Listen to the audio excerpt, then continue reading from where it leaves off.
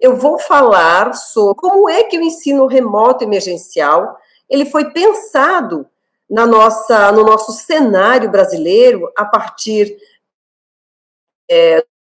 do momento pandêmico, e também como é que essa dinâmica do ensino remoto emergencial, a ausência de tecnologias, de instrumentos, ausência de metodologias, de planejamento do MEC, da CAPES, das universidades, de maneira geral, assim, como é que elas, na verdade, acabaram criando um fosso muito grande entre o que efetivamente a gente precisava como professor, como estudante de pós-graduação, e o que tem nos proporcionado nesses últimos 30, 40 anos em relação às tecnologias digitais, né? O que a gente não teve acesso, não tem políticas e tal. Então, vou falar um pouquinho sobre isso, em seguida eu quero mostrar para vocês uma pesquisa que uma aluna do mestrado está fazendo, né, para vocês verem como é importante a gente ter um mestrado, a gente ter pós-graduação em todas as instâncias do Estado, no interior do Estado, porque independente de qualquer lugar, independente de qualquer município, de qualquer comunidade, no estado da Bahia a gente tem muitos problemas, muitas problemáticas que elas podem ser questionadas e que elas podem, na verdade, trazer uma elucidação para a comunidade acadêmica e para as comunidades do entorno ou das comunidades onde estão nossos alunos, nossos professores, nossos pesquisadores. Então, eu vou mostrar para vocês uma pesquisa sobre o sofrimento psíquico de alunos de pós-graduação, especialmente do meu grupo de pesquisa, que é um grupo bem grande, que vocês vão ver quais são as consequências. Estamos na primeira fase, há um ano trabalhando, mas são indícios de dados de que o sistema de pós-graduação e os alunos da pós-graduação estão sofrendo efetivamente, entre casos graves e moderados. Então, não é somente nós, como professores, que sofremos, não é somente os alunos da educação básica, que tem muitas pesquisas sobre a educação básica, muito mais pesquisas sobre a educação básica e os primeiros níveis, né? Tem muitas pesquisas sobre o sofrimento também das pessoas que estão trabalhando em casa. Existem muitas pesquisas sobre as pessoas, na verdade, que estão saindo trabalhar e os medos que elas convivem, que enfrentam com ônibus ou com atividades que necessitam elas saírem de casa, atividades básicas, mas a gente agora também tem estudos sobre o sofrimento dos alunos, pesquisadores, professores e profissionais que estão na pós-graduação. Por que profissão na pós-graduação? Profissionais da educação estão na pós-graduação. Então, nós temos, na verdade, uma sobrecarga desse sujeito da pós-graduação, certo? Eu vou socializar aqui com vocês os meus slides, vamos ver se vai dar certo.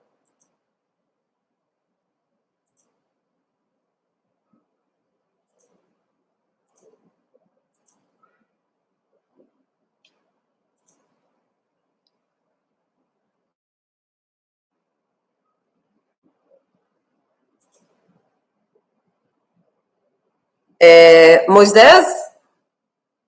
Moisés? Professor Moisés? Já está presente seu slide também.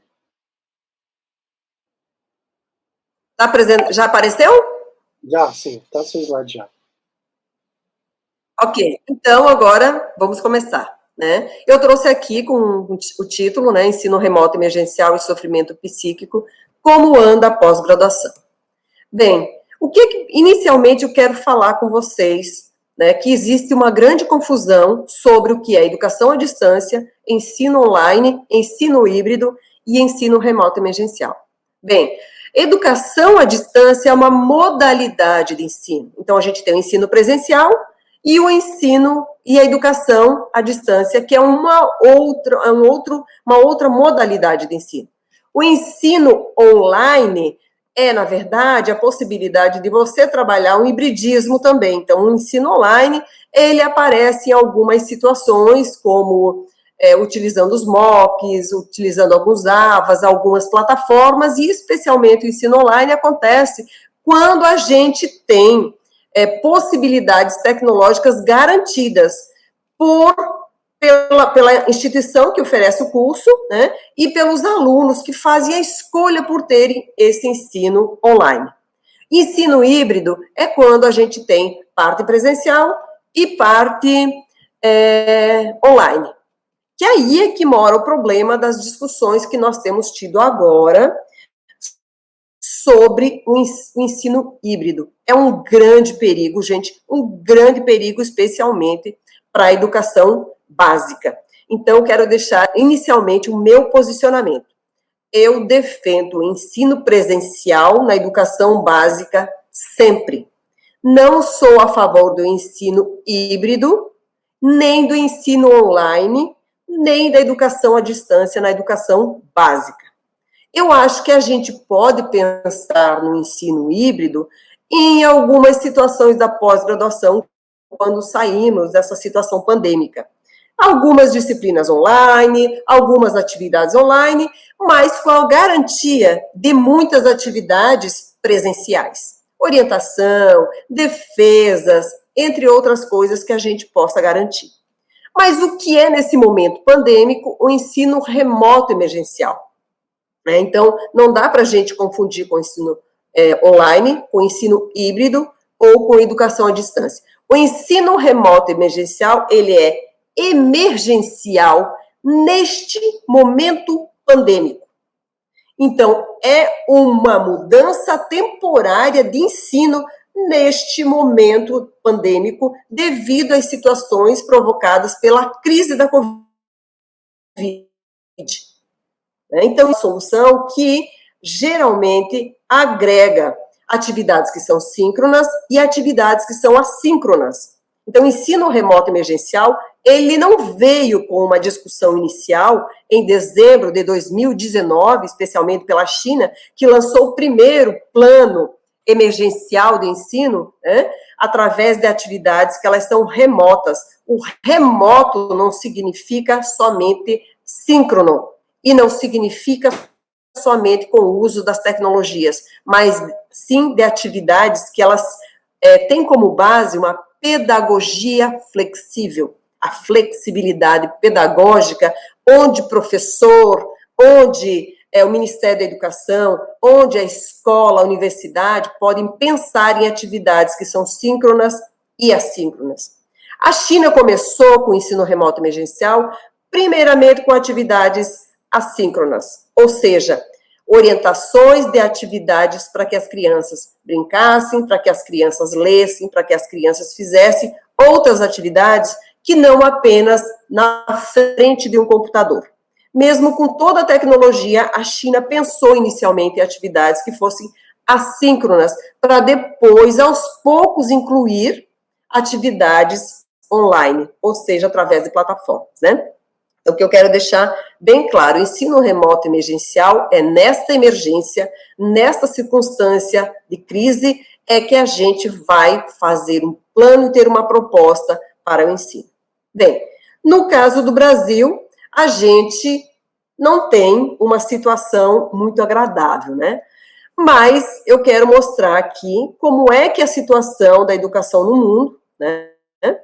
E esse segmento de la educação do mundo, né, faz uma análise em 2020 sobre o progresso de 209 países sobre a situação da educação.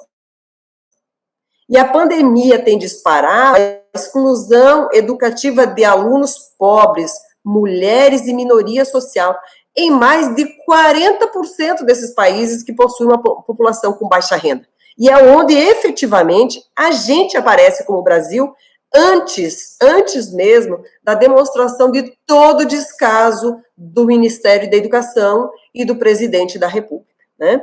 Menos de 10% do governo possuem leis que ajudam a garantir a plena inclusão desses sujeitos. Menos de 10%. Nesses 10%, né, aparecem alguns países de primeiro mundo, alguns países da Europa, e aparece apenas um país da América Latina que é o Chile. Por incrível que pareça, a gente é o único que tem uma lei e é o único que tem um plano de ação sobre a formação dos sujeitos da educação, de forma síncrona ou assíncrona. Ou seja, tem um plano de ensino remoto para a população. 258 milhões de crianças e jovens ficaram absolutamente excluídas, ou seja, 17% da população mundial em idade escolar. Isso a gente está falando de 4 a 14 anos. A gente não está falando ainda da educação superior e da educação e da pós-graduação. Isso aumentaria pelo menos o dobro de quantidade de crianças, de jovens, de adultos em fase escolar de ensino superior e, estricto sensu, fora de qualquer possibilidade. 8 milhões de docentes estão vivendo duplamente afetados com a escola e com a família, né? Então, esses são dados do mundo. Bem, em relação à América Latina e Caribe, eu vou mostrar para você que são dados da Unicef também do ano passado. Somente 45% das casas têm acesso à internet.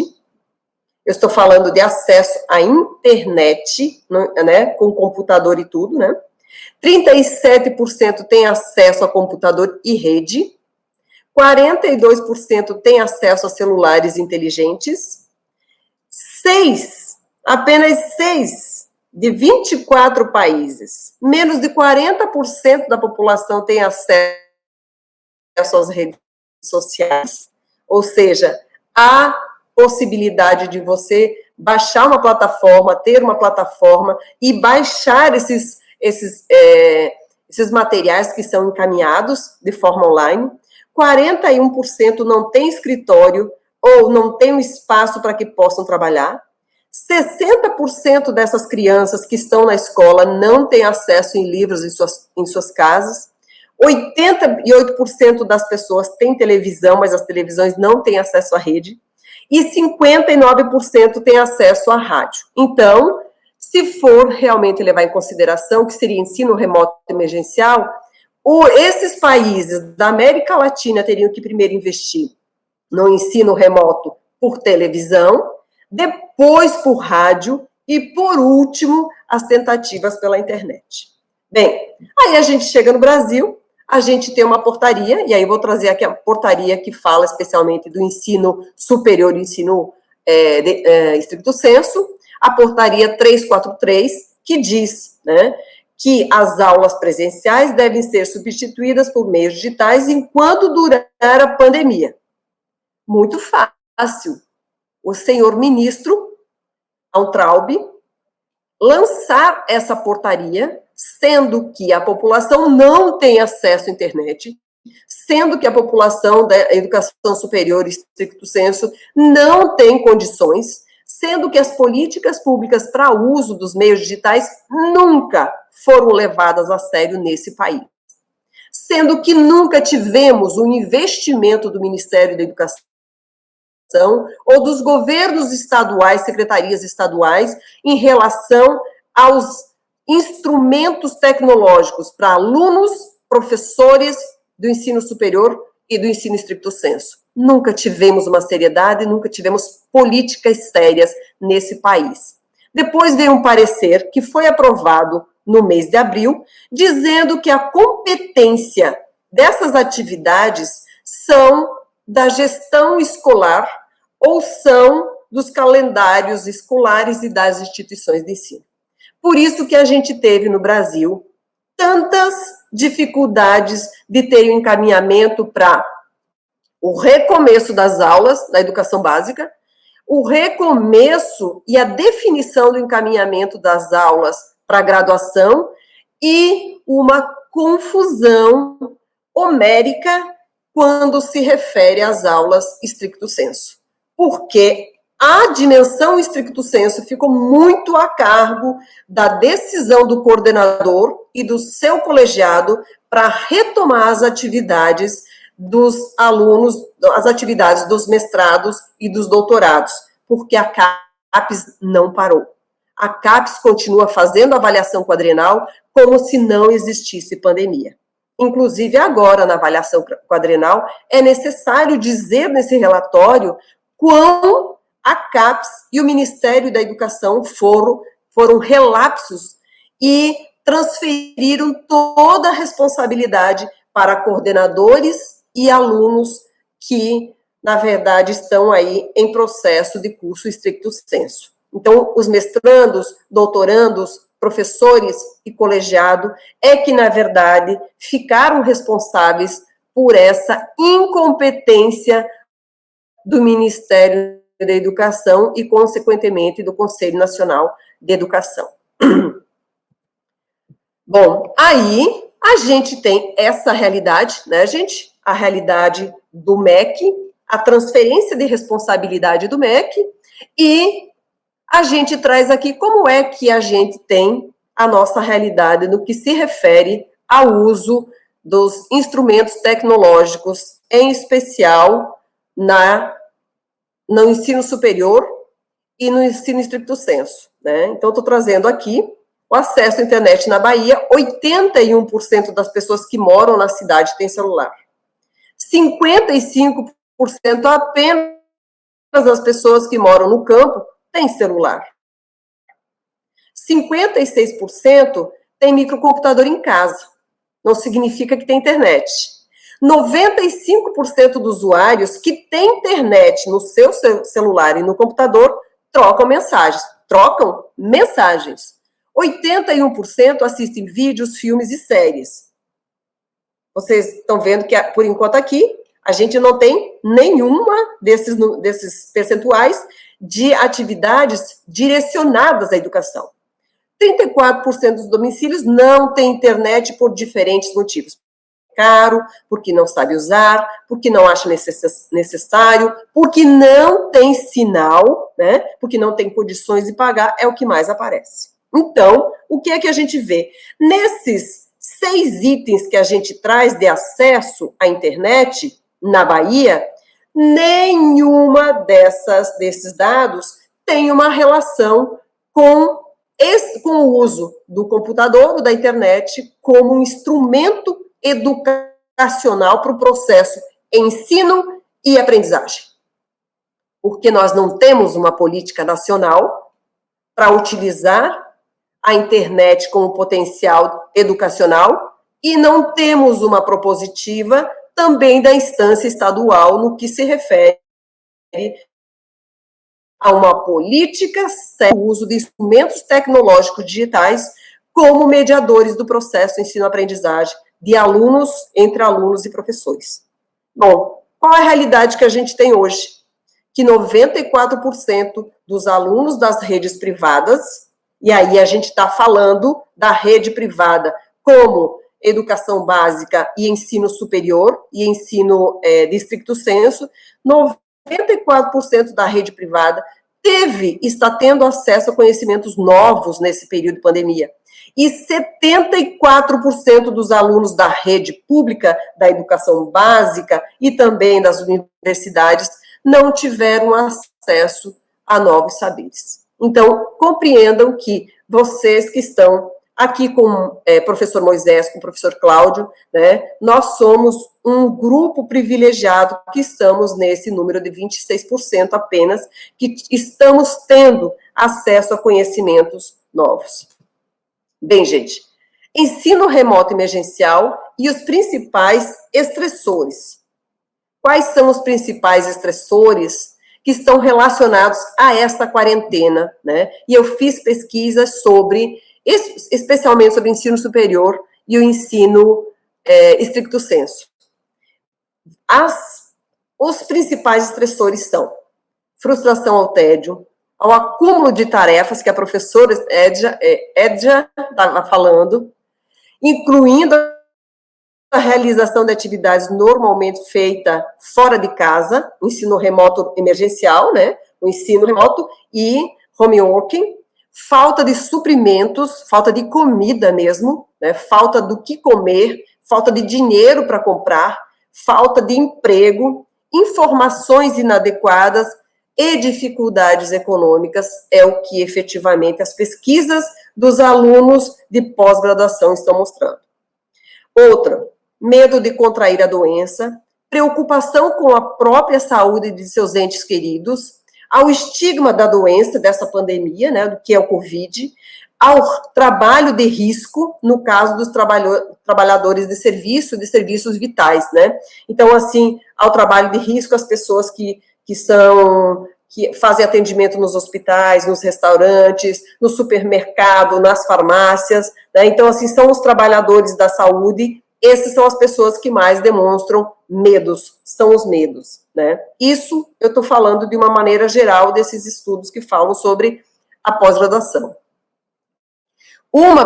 Algumas pesquisadores, né, como Ramos, e também pesquisadores como Brook, tem uma pesquisadora também que se chama Carneiro, uma outra pesquisadora, né, da Fiocruz, uma pesquisadora da Unesp, da Unicamp, vários pesquisadores têm falado sobre algumas situações das necessidades psicológicas básicas, né? Então, as necessidades psicológicas básicas, elas são inatas, são universais, segundo Skinner, né? Elas são universais e de valor evolutivo e adaptativo aos seres humanos. E é muito interessante que hoje, em pleno século XXI, a gente traz novamente alguns dos comportamentos discutidos por Skinner em 1900 e pouquinho. Então, assim, a gente está se deparando com algumas situações psicológicas básicas do ser humano que elas são assustadoras, né? Que parece que a gente está regredindo como ser humano. Então, o que ele diz? Que a necessidade psicológica básica ou pertença é de se sentir aceito e compreendido pelos outros, de ter relações próximas que sejam estáveis, seguras e duradouras. Então, a gente está perdendo esse sentimento, esse relacionamento de pertença, né, do outro. Uma outra necessidade psicológica é de se sentir com controle da situação e eficaz para gerenciar desafios e cumprimento de metas e objetivos. A gente não controla a situação, a gente está se sentindo ineficaz e a gente não está dando conta do cumprimento de metas e objetivos da nossa própria existência. Então, isso é muito dolorido para a gente. E uma outra necessidade psicológica é de autonomia, de se manifestar e endossar suas ações ou crenças, de ser capaz de iniciar tarefas, tomar decisões e assumir as consequências do próprio comportamento, que a gente está completamente em crise. Eu acho que as únicas pessoas que estão se manifestando de acordo com as suas crenças e hoje estão indo até a morte, como o Major Olímpio, são os negacionistas, né? Então, com a percepção de ameaça ou desafio a essas três necessidades psicológicas, ficamos vulneráveis ao estresse, pois nossa capacidade de autorregulação está sendo desafiada. Está sendo desafiada pelo ensino remoto emergencial, está sendo desafiada pela Covid, pelos medos, está sendo desafiada pelas nossas próprias dinâmicas humanas, porque nós perdemos o controle de todas as coisas que são materiais e de algumas funções também que se refere ao comportamento humano nosso como seres humanos. Bem, aí eu vou esmiuçar um pouquinho para depois vocês entenderem como é que a gente chega também nas pesquisas.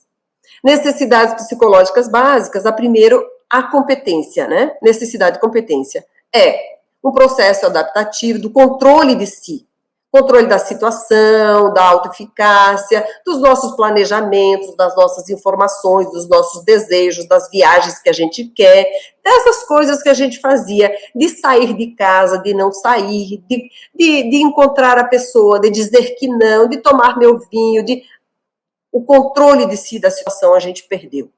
A observação do outro, ajuda dos especialistas, né? Então, digamos assim, a observação do outro, quando eu vejo assim, poxa, mas eu não estou bem, vou procurar um psicólogo, um psiquiatra, vou no hospital, vou no médico. Agora a gente tem medo de ir no hospital, de ir no nosso médico, né? A gente tem medo das coisas. Uma outra situação é de desamparo, né? Então, gera o quê? O desamparo gera desânimo, confusão, interferência, exaustão cognitiva.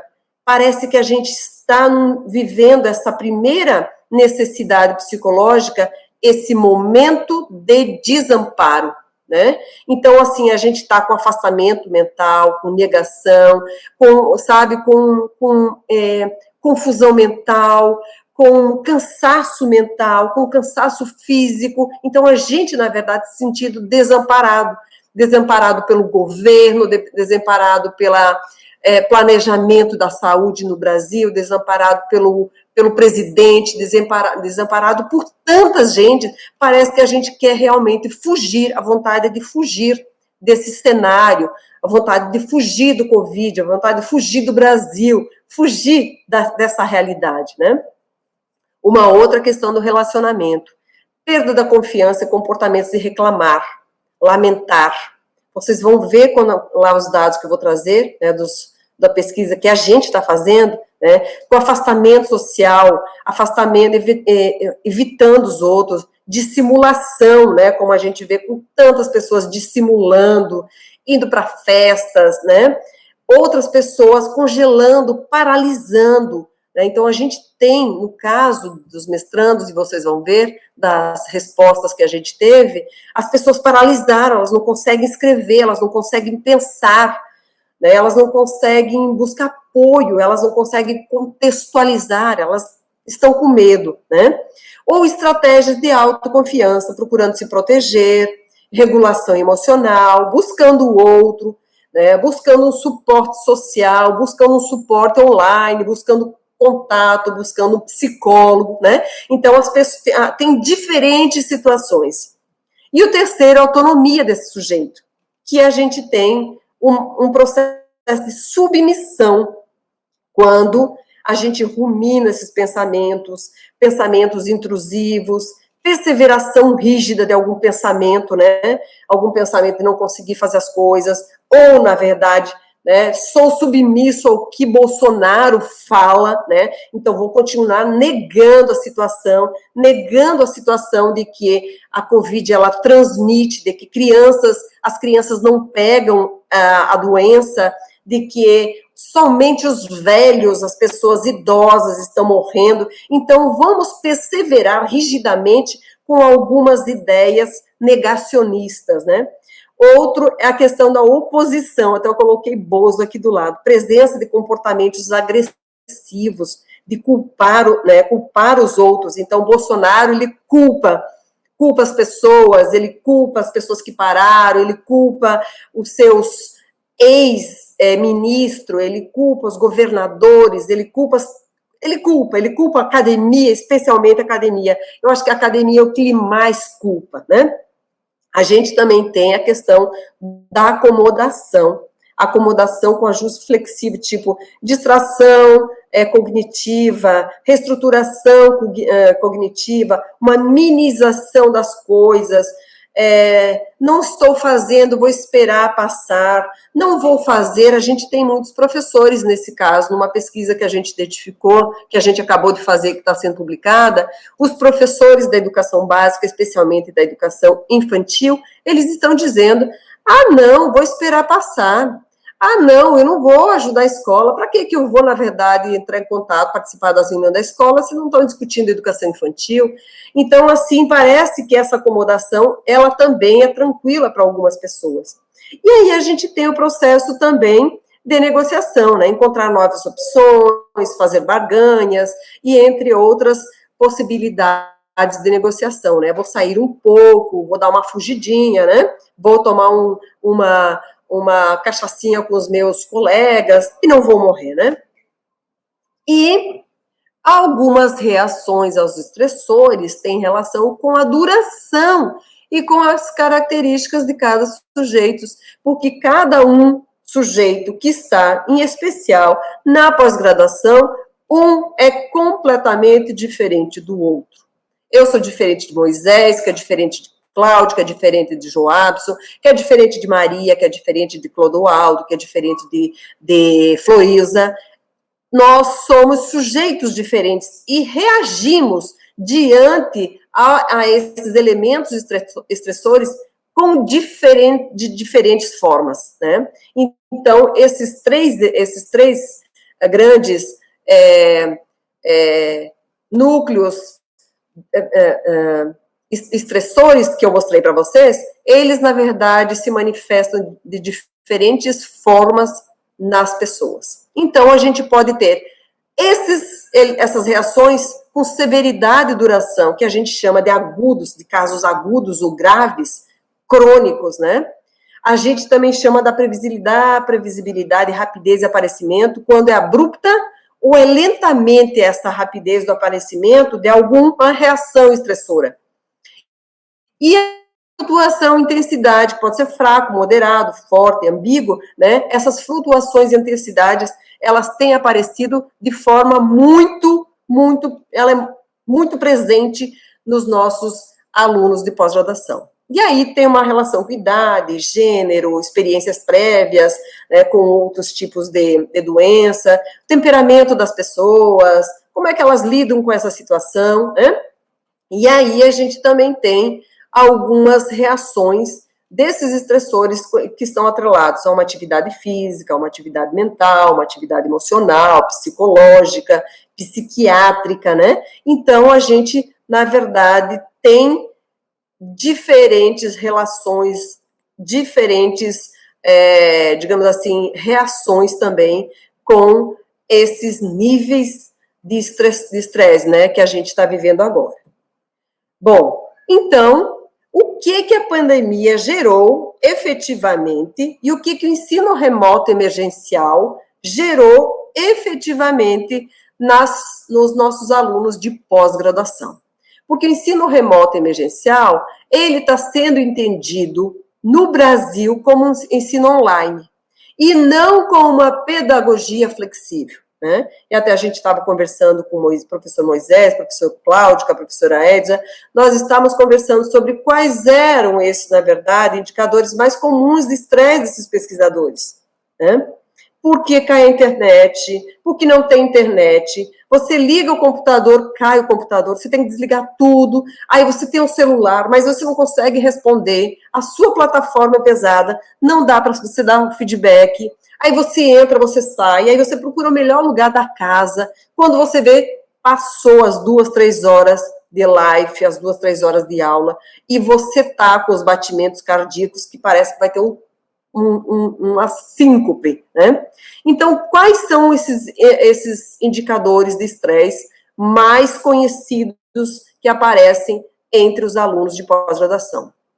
Então, assim, são ansiedade física, né? A questão física, como dor de cabeça, aumento dos batimentos cardíacos, problemas de alimentação e de sono, úlceras e exaustão física, gente.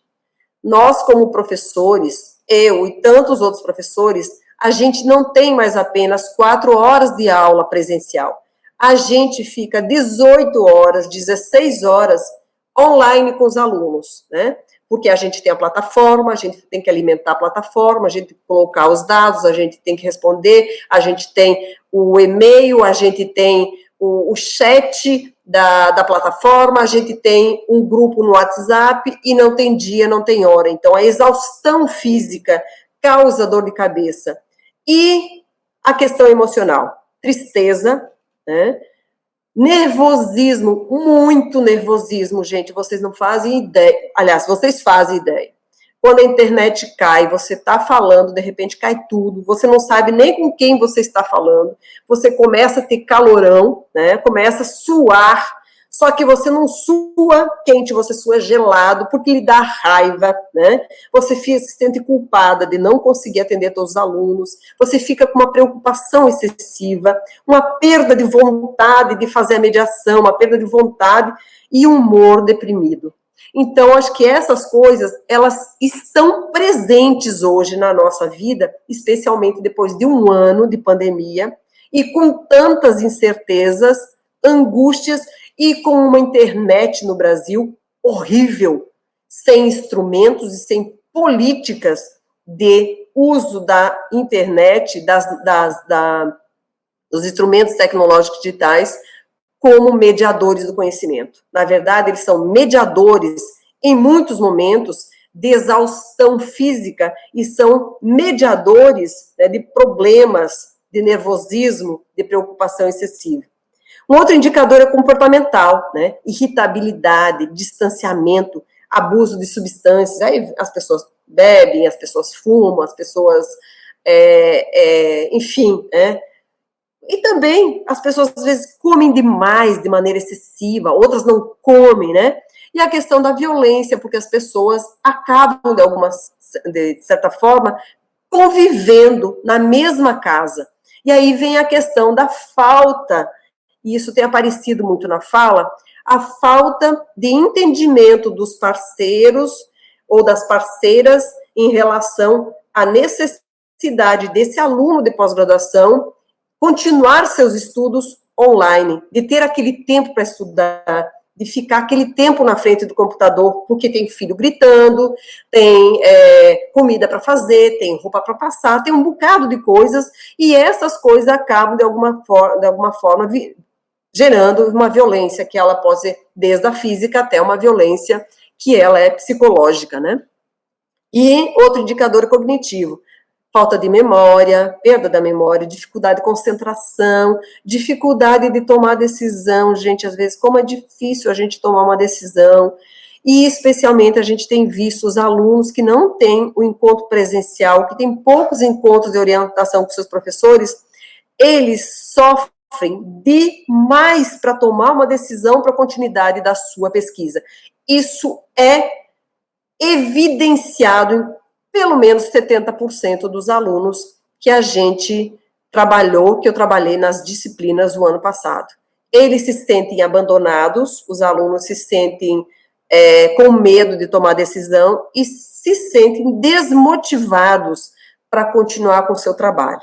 Aqui tem alguns, né?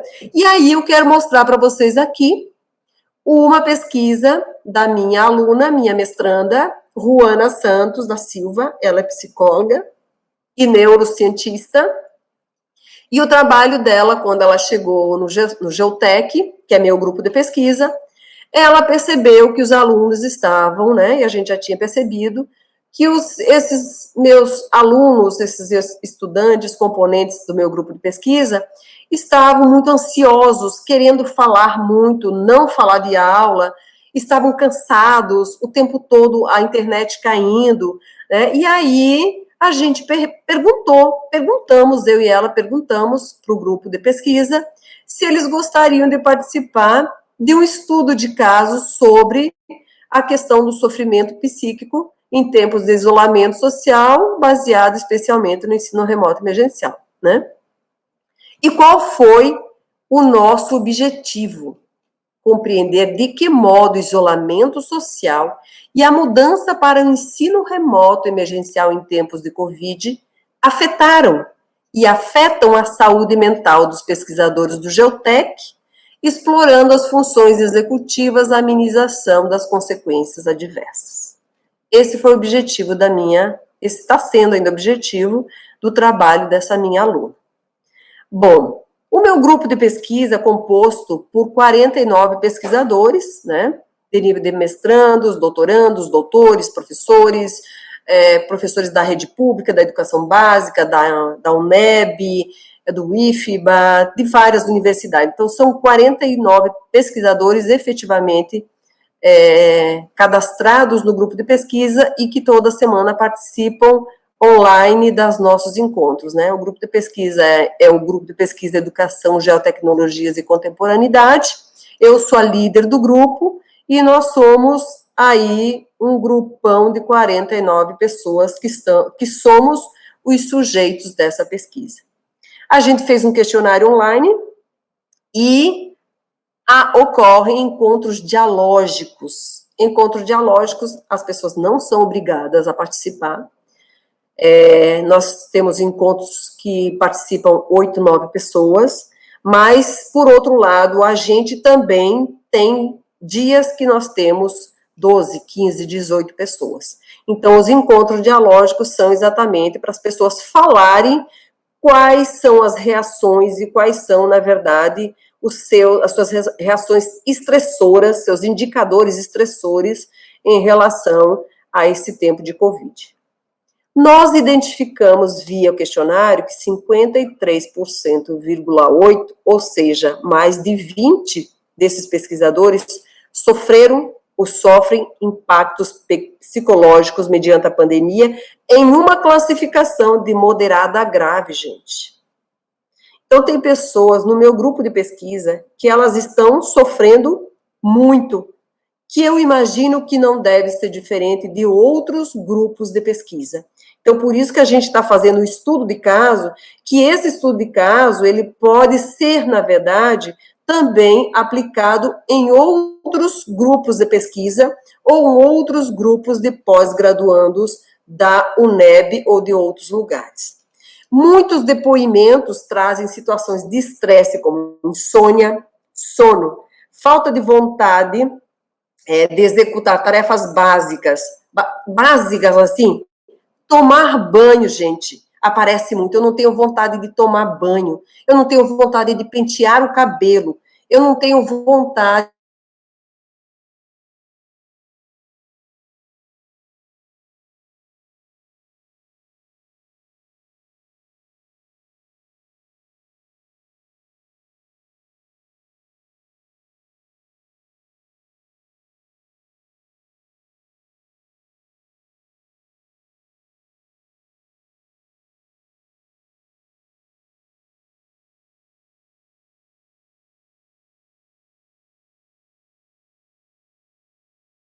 de não conseguir escrever, de fracasso, de ser abandonado, de falar do seu sofrimento, de não ter internet, de não conseguir acompanhar as atividades, de ser abandonado, de pegar Covid, de sair de casa, de perder alguém, de morrer, de ter Covid, de procurar o médico. Então, assim, é uma quantidade de medo que assusta a gente também, porque a gente também tem medo, certo?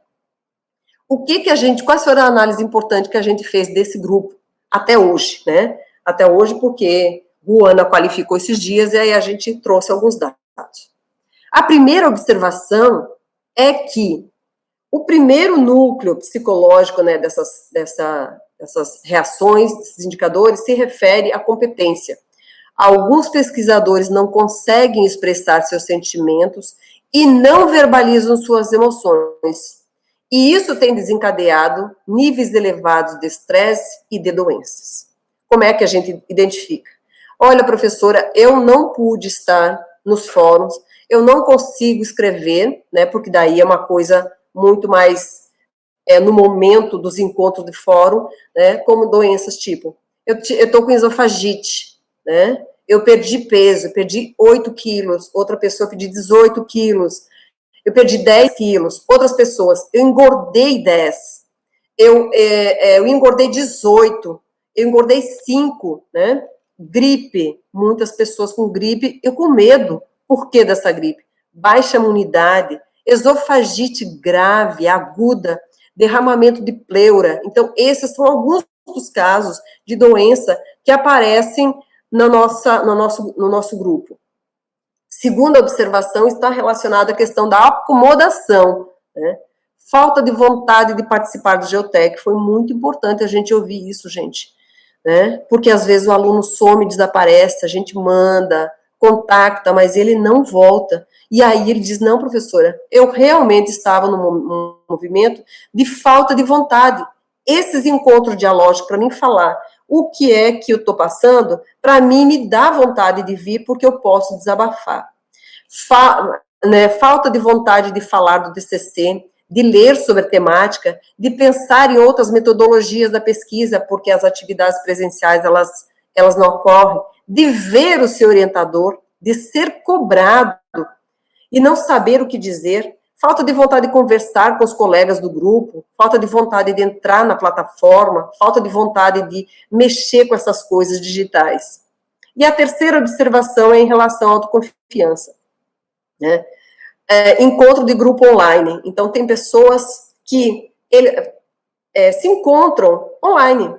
Outras pessoas que fazem yoga, outras que têm meditação, outras fazem pilates, outras que fazem acompanhamento psiquiátrico, outras pessoas que procuraram psicólogo, outras pessoas descobriram prazer em alguma atividade, por exemplo, escrever poesia, cozinhar, costurar. Teve uma menina que ela está fazendo exercício físico, né, exercício físico pesado em casa. Outros ajudar seus colegas com ensino remoto emergencial, outras postar no Instagram, outras fazer YouTube, e, entre outras coisas, né? Outras pessoas também fizeram a manutenção de seus remédios controlados. Outras pessoas participam ativamente do Geotec, do curso, e buscam lives, cursos gratuitos, se atualizaram. Então, são diferentes situações que esse grupo está se deparando em relação ao que seja esse sofrimento psíquico nesses tempos de pandemia. Bom, gente, eu acho que é isso, né? É isso em relação ao estudo que a gente está fazendo, né? E eu imagino que muitas dessas situações são situações que vocês também estão enfrentando, situações que nós enfrentamos.